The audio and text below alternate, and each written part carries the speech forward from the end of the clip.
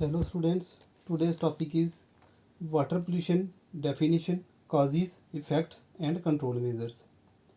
Water is essential for life. जैसे कि हम जानते हैं कि वाटर जो है लाइफ के लिए एसेंशियल है और विदाउट वाटर लाइफ पॉसिबल नहीं है। अबाउट 71% ऑफ अर्थ सरफेस जो है हमारी अर्थ जो वो कवर्ड है विद वाटर। और जो टोटल वाटर अवेलेबल है अर्थ पर उसका 97% वाटर जो है वो साल्टी वाटर है, सलीन वाटर है, चाहे वो ओशन में है या सी में है, और उसको हम ना पी सकते हैं ना इरिगेशन पर्पज़ के लिए यूज़ कर सकते हैं।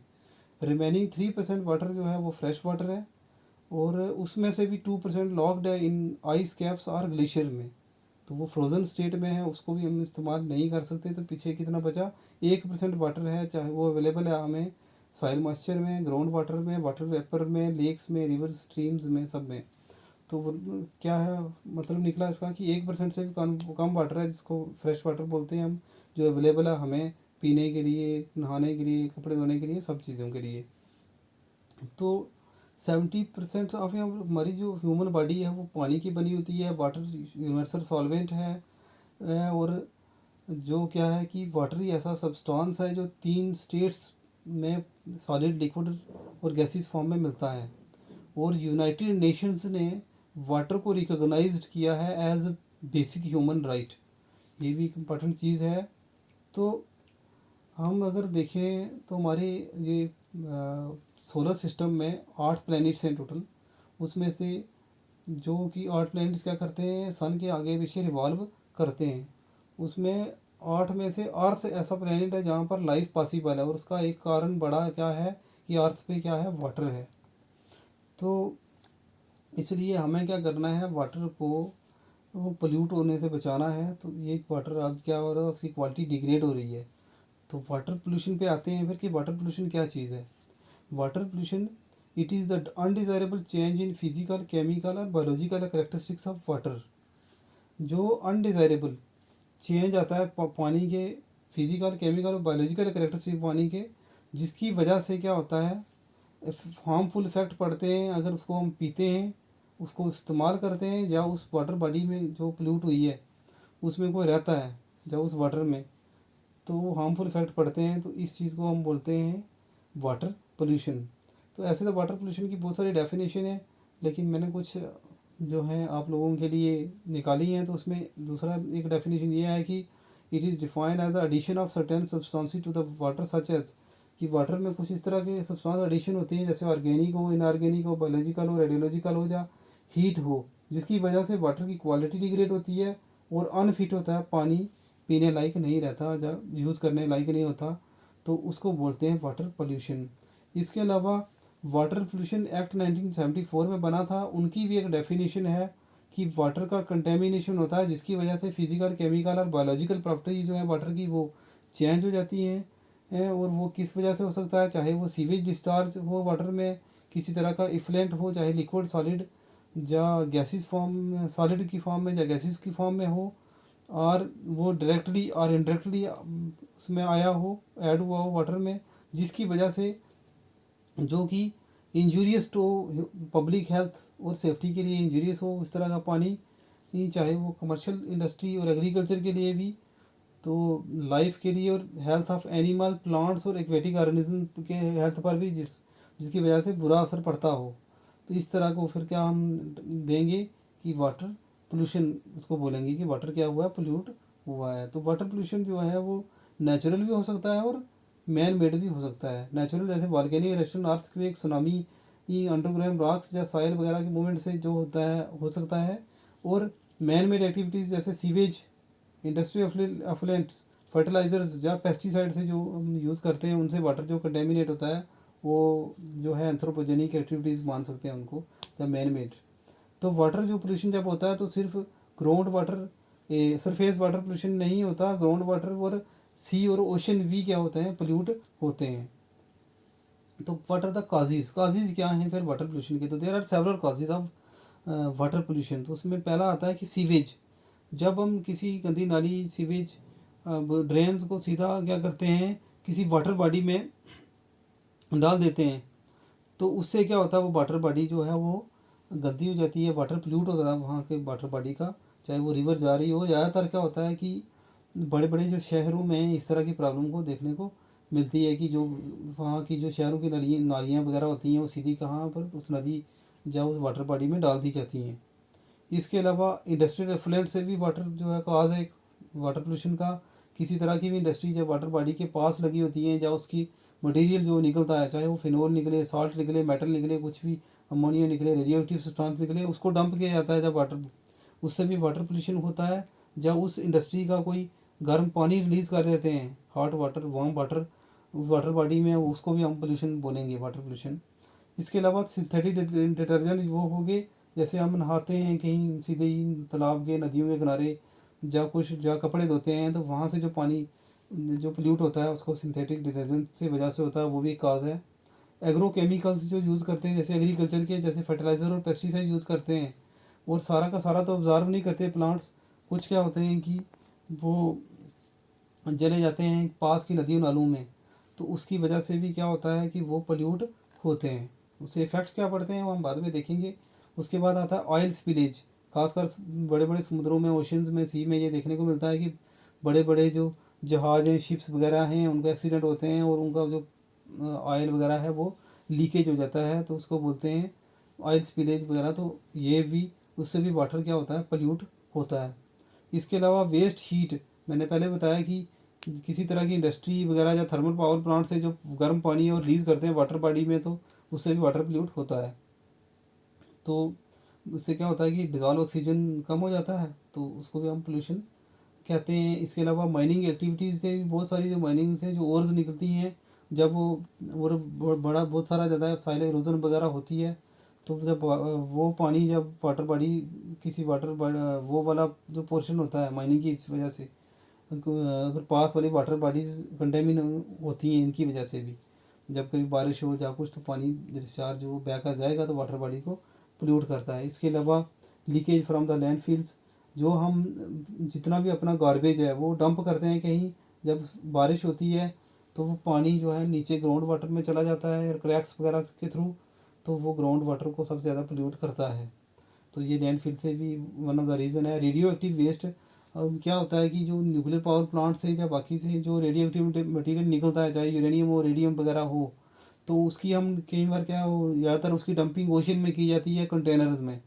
लेकिन टाइम के साथ कंटेनर ख़राब होते हैं, करोड हो जाते हैं, तो वहाँ से भी जब रेडिएशन लीक होती है तो वहाँ से क्या होता है कि वाटर पोल्यूट होने का खतरा रहता है। जब वो सब्सटेंस जो रेडियो एक्टिव मटीरियल है वो लीक होंगे तो वाटर पोल्यूट होता है। एनिमल वेस्ट हो गया, जैसे चाहे वो डोमेस्टिक एनिमल्स हों या वाइल्ड एनिमल्स हों, वो जब अपना फीकल मैटर रिलीज़ करते हैं, तो वो जब बारिश होती है और वो पास की नदियों में जब वाटर बॉडीज़ में पानी जाता है, तो वो भी क्या होता है, उन वाटर बॉडीज़ को पोल्यूट करता है, जिसके इस वजह से cholera, diarrhoea, jaundice, dysentery, typhoid जैसी वाटर बॉर्न डिजीज़ होने का खतरा रहता है। आजकल मैरीन डंपिंग का भी बड़ा देखने को मिल रहा है कि जहाँ पर जो कोस्टल एरियाज़ वगैरह हैं, वहाँ पर जो बड़े बड़े शहर वगैरह हैं, जब वो भी पास वाले समुद्र में जब पानी के में जो डंपिंग करते हैं, जिसकी वजह से ये बहुत सारा जो है कूड़ा, जैसे ग्लास हो गया, रबर हो गया, एल्युमिनियम, पेपर, प्लास्टिक वगैरह, ये गार्बेज जो है ये मटेरियल देखने को मिलता है और ये वाटर को पोल्यूट करता है। तो फिर नेक्स्ट आता है हमारा कि इफ़ेक्ट्स क्या हैं वाटर पोल्यूशन के।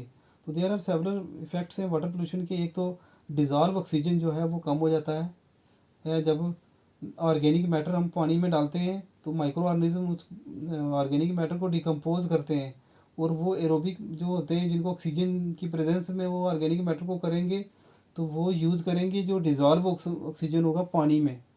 तो जब उस पानी वाले ऑक्सीजन को वो यूज़ करेंगे, तो जो पानी में जो डिज़ॉल्व ऑक्सीजन होगा, वो जितना ज़्यादा ऑर्गेनिक मैटर होगा उतना ही डीओ, फिर डिज़ॉल्व ऑक्सीजन ज़्यादा यूज़ होगा और डिज़ॉल्व ऑक्सीजन की कमी आ जाएगी पानी में, उस वाटर बॉडी में। ये प्रॉब्लम आती है। इसके अलावा by the compound of toxic metals, कुछ टॉक्सिक मेटल जो वाटर बॉडी को कंटेमिनेट करते हैं, तो उससे बहुत सारे इफेक्ट्स पड़ते हैं। जो हैवी मेटल्स होते हैं, जैसे जैसे लेड हो गया। लेड से क्या हो सकता है, अगर कोई वाटर बॉडी लेड से कंटेमिनेटेड हो गई है, तो उसे एनीमिया हो सकता है, वीकनेस हो सकती है, किडनी और ब्रेन डैमेज हो सकता है। अगर जैसे ग्राउंड वाटर का जो है बड़ी प्रॉब्लम देखने को मिलती है वेस्ट बंगाल वगैरह जैसे इलाके में भी, तो उसमें आर्सेनिक जो है वो ग्राउंड वाटर को कंटेमिनेशन करता है, जिसके ब्लैक फुट डिजीज़ होने का खतरा रहता है।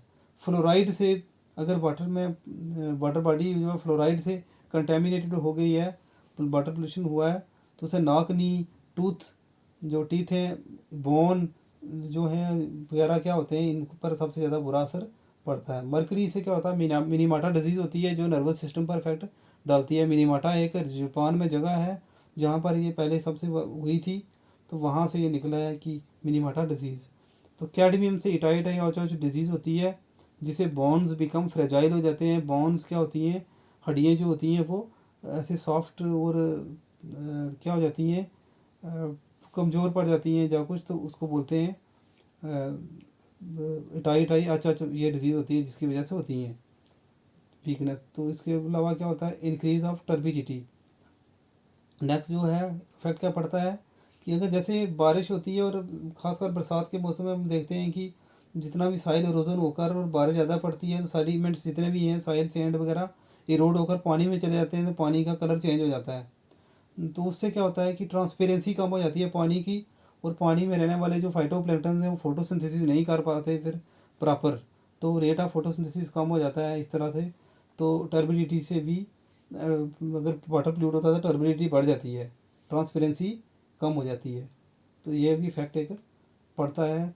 इसके अलावा हॉट वाटर जब रिलीज़ करते हैं तो क्या होता है कि उससे क्या होता है, डिज़ोल्व ऑक्सीजन कम हो जाता है अगर हॉट वाटर रिलीज़ करते हैं। इसके अलावा माइक्रोब्स की जो है, पानी का टेम्परेचर बढ़ेगा तो माइक्रोब्स का एक्टिविटी बढ़ जाती है, जिसकी वजह से क्या है, जो लिविंग ऑर्गेनिजम्स हैं, एक्वेटिक ऑर्गेनिजम्स हैं, उन पर बुरा असर पड़ता है, जो पानी में रहने वाले होते हैं उनको। इसके बाद आता है सीवेज वाटर।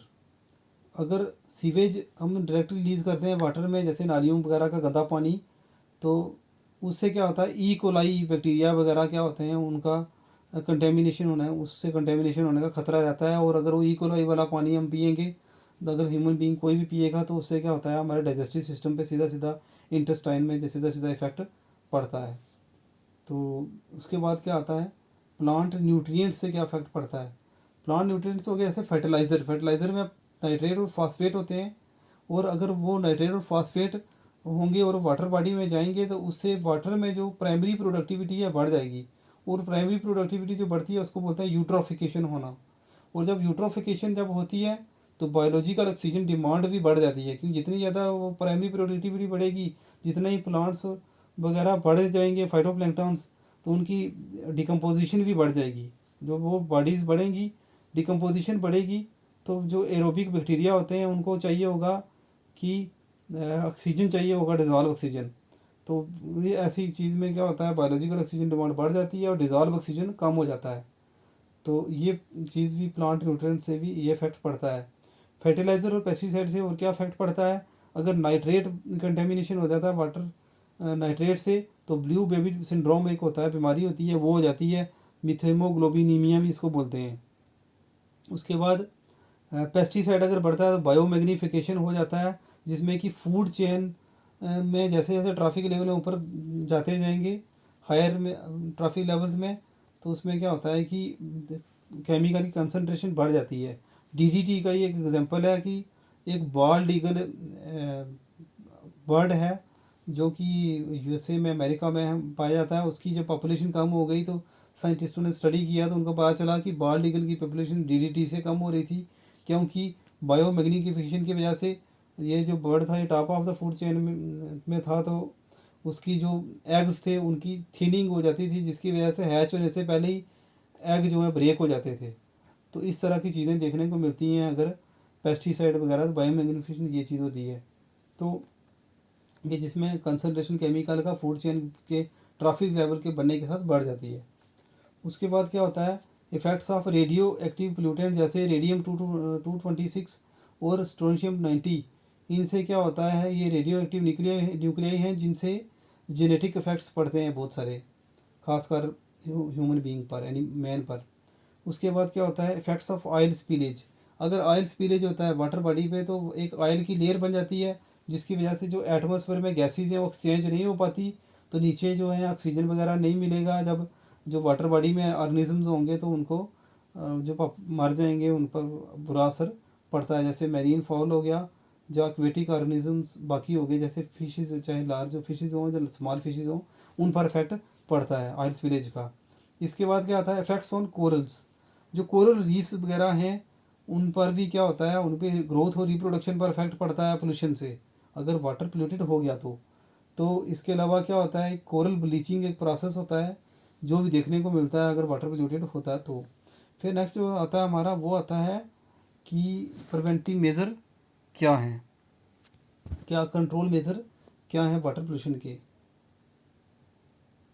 तो इसमें क्या है, control on the use of जो केमिकल फर्टिलाइज़र और केमिकल पेस्टिसाइड्स हैं उनको हमें ज़्यादा यूज़ नहीं करना चाहिए, उसकी जगह हमें बायो पेस्टिसाइड और बायो फर्टिलाइज़र यूज़ करने चाहिए। इसके अलावा केमिकल पेस्टिसाइड की जगह इंटीग्रेटेड पेस्ट मैनेजमेंट सिस्टम करना चाहिए, चलाना चाहिए हमें। उसके अलावा क्या करना चाहिए, ड्रेनेज जो सिस्टम है जो खासकर शहरों वगैरह में भी, वो अलग होना चाहिए, जो घरों से या बाकी में गंदा पानी निकलता है उसके लिए, और जो बारिश का पानी जाता है वो वाले के लिए ड्रेन सिस्टम जो है वो अलग होने चाहिए, कि बारिश में तो पानी जाएगा बहकर नदियों में, तो अगर ड्रेन और सीवेज का पानी भी जाएगा तो फिर वाटर बॉडीज़ क्या होती हैं, पोल्यूट होती हैं। इसके अलावा हमें लेक्स के किनारे और रिवर्स के किनारे प्लांट्स लगाने चाहिए खासकर, ताकि उनके किनारों में जो साइल इरोड होकर जाती है तो वाटर को जो कंटेमिनेट करती है या पोल्यूट करती है वो ना कर पाए। तो प्लांटिंग क्या करनी चाहिए, ट्रीज़ करने चाहिए ऐसे एरियाज़ में खासकर। उसके बाद क्या करना चाहिए, अगर वाटर पोल्यूट होता है तो उसके बाद कुछ ये मेथड्स हैं जो अपनाने चाहिए जिससे वाटर को ट्रीटमेंट करके थोड़ा साफ़ किया जा सकता है। जैसे प्राइमरी, सेकेंडरी और टर्शियरी ट्रीटमेंट मेथड्स हैं जो किए जाते हैं। फिर प्राइमरी ट्रीटमेंट में हम क्या करते हैं, स्क्रीनिंग एक प्रोसेस होता है, कम्युनिकेशन प्रोसेस होता है, ग्रिट रिमूवल और सेडिमेंटेशन, ये कुछ प्रोसेस होते हैं जो हम करते हैं और प्राइमरी ट्रीटमेंट में। तो इसमें क्या होता है कि स्क्रीनिंग में क्या होता है कि एक the waste water after screening, the removal of debris, जो लार्ज पार्टिकल्स होते हैं वो स्क्रीन के थ्रू पास किए जाते हैं, और उसके बाद जब स्क्रीनिंग हो जाती है उनकी, फिर उसको ग्रिट चैम्बर से फिर पास किया जाता है, जहाँ पर सैंड और ग्रिट और बाकी जो है वो सॉलिड वगैरह वो सेटल डाउन होते हैं। उसके बाद वो ग्रिट चैम्बर से फिर आगे एफ्लुएंट को पास किया जाता है थ्रू सेडिमेंटेशन टैंक। एक टैंक किसके थ्रू पास किया जाता है जिसको बोलते हैं सेडिमेंटेशन टैंक। ये टैंक वैसे होता है जैसे अगर हम पानी मिट्टी वाला बाल्टी में डालेंगे और फिर क्या होंगे, कुछ देर बाद देखेंगे तो मिट्टी नीचे बैठी होती है, उसी तरीके का सेडिमेंटेशन टैंक होता है। वहाँ से जब आहिस्ता आहिस्ता पानी को हम पास कराएंगे तो उसे वो जो सस्पेंडेड पार्टिकुलेट्स होते हैं वो नीचे बैठ जाते हैं और साफ पानी आगे चला जाता है। इसमें क्या होता है कि 35% जो है BOD, बायोलॉजिकल ऑक्सीजन डिमांड जो है वो क्या हो जाती है, कम हो जाती है। और दूसरे नंबर पर 60% सस्पेंडेड सॉलिड जो हैं पार्टिकुलेट्स होते हैं वो भी रिमूव हो जाते हैं। ये एक डायग्राम है इसके साथ ही जो कि बता रहा है कि पहले स्क्रीनिंग से पानी को पास किया जाता है, फिर ग्रिड चैम्बर में, ग्रिड चैम्बर के बाद सेडिमेंटेशन टैंक में, और वहाँ से होते हुए फिर एफ्लुएंट जो है बाहर चला जाता है।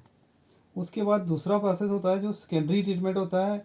ये खास कर क्या कौन सा प्रोसेस होता है, ये बायोलॉजिकल प्रोसेस होता है जिसमें माइक्रोब्स को हम यूज़ करते हैं क्या करने के लिए, पानी को ट्रीटमेंट करने के लिए। तो इसमें ऑर्गेनिक मैटर होता है, उसको रिमूव करने के लिए खासकर ये सेकेंडरी मेथड यूज़ किया जाता है, जिसमें लिविंग ऑर्गेनिजम्स के खासकर माइक्रो ऑर्गेनिज्म को यूज़ किए करते हैं।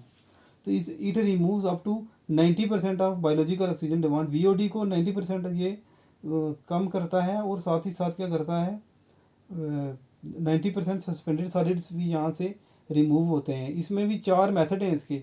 हाँ, क्योंकि हमें टोटल डिटेल में नहीं जाना है, इनके अलग से टॉपिक हैं अगर हम पढ़ें तो इसके लिए हम थोड़ा सा इसको पढ़ेंगे, ज़्यादा नहीं पढ़ेंगे। लेकिन 4 कौन कौन से मेथड हैं, trickling filter method, activated sludge process, oxidation pond और रोटेटिंग बायोलॉजिकल कंटैक्टर्स। ये 4 मेथड हैं सेकेंडरी ट्रीटमेंट के जो इस्तेमाल करते हैं, और इस तरीके से हम क्या करते हैं, पानी को ट्रीट करते हैं, गंदे पानी को जो है।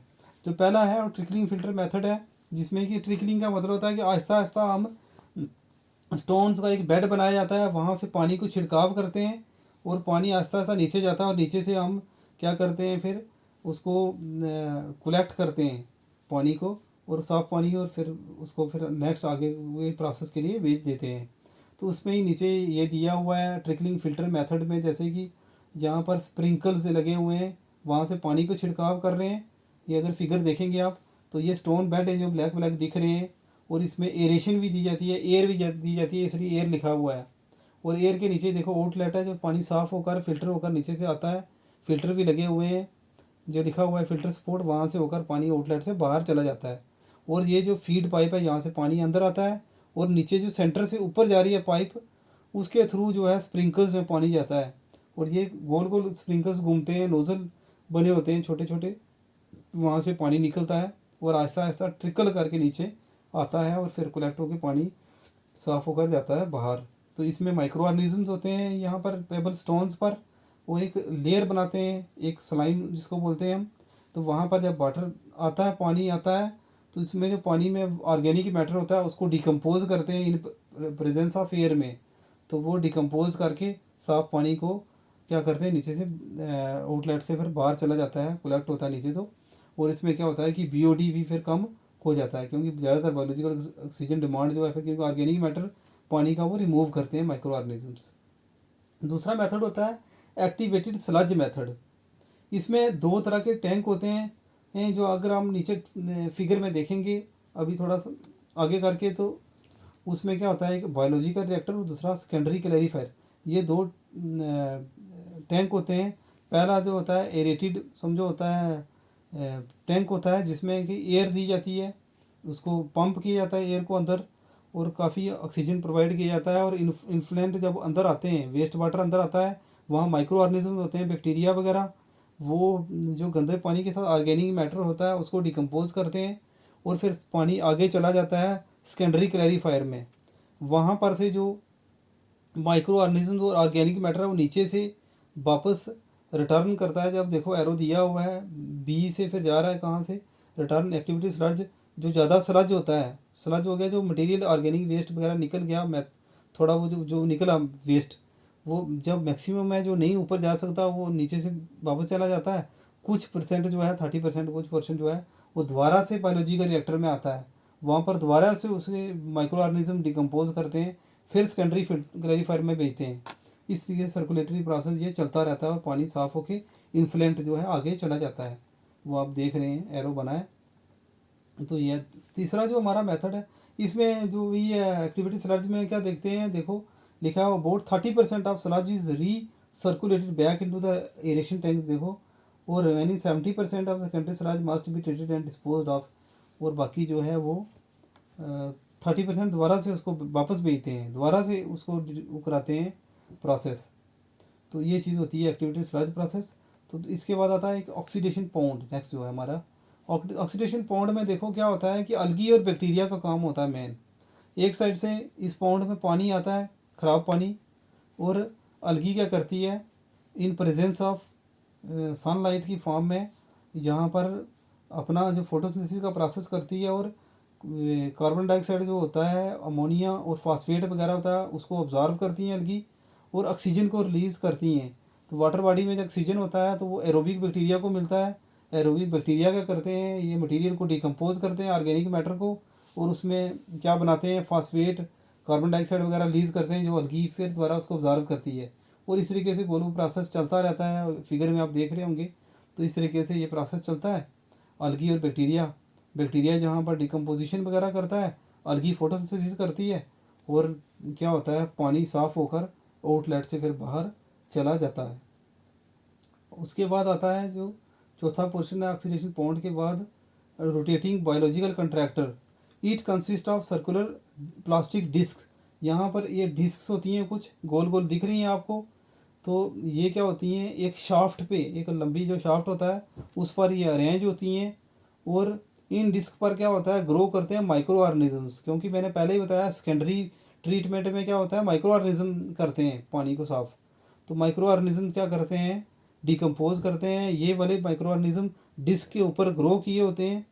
तो डिस्क क्या करती है, आधी जो है पानी में होती है, और the disc rotate in water करती है, आधी ये पानी में होती है और आधी क्या होती है, बाहर होती है।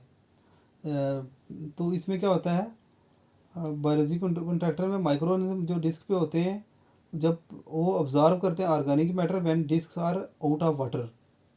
तो thus a high degree of organic matter removal is achieved. जो भी पानी के अंदर जो भी गंदा पानी होता है, माइक्रो ऑर्गेनिज्म जब जाते हैं डिस्क के थ्रू, वहाँ पर वो ऑर्गेनिक मैटर को डिकम्पोज करते हैं और ये प्रोसेस चलता रहता है। और ये फिगर है जो ओरिजिनल फिगर है रोटेटिंग बायोलॉजिकल कंट्रैक्टर की। ये देखो प्लास्टिक के डिस्क होते हैं और पानी में इस तरीके से डूबे होते हैं, इनके ऊपर माइक्रो ऑर्गेनिजम्स होते हैं। तो ये घूमते रहते हैं और बैक्टीरिया जो होते हैं वो क्या करते हैं, डिकम्पोजिशन करते रहते हैं उस पानी की, और पानी फिर साफ़ होता है। ये ज़्यादा कॉमन नहीं है प्रोसेस, जो पहले तीन है वो ज़्यादा कॉमन मेथड जो हैं यूज़ किए जाते हैं।